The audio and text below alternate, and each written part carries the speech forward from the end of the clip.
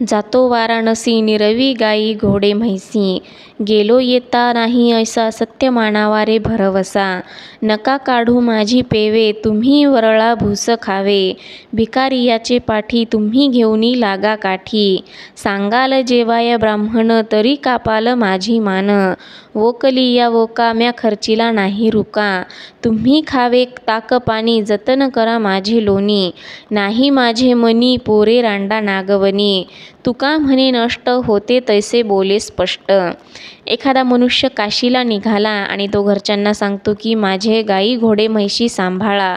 असे म्हणून तो म्हणतो की तुम्ही काळजी करू नका, मी असा जातो आणि असा येतो, माझी काळजी तुम्ही करू नका. अरे माझ्या पेवेतील धान्य खाण्याकरिता काढू नका, तुम्ही भुसा मिश्रित फोलपट खावे. जर कोणी भीक मागण्यासाठी भिकारी दारात आला तर तुम्ही त्याच्या मागे काठी घेऊन लागा आणि त्याला हाकलून द्या.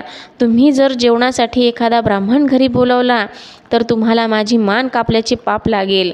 अरे मला कधी ओकारी आली तरी मी त्याच्यासाठी कधी 1 रुपयाही खर्च केला नाही.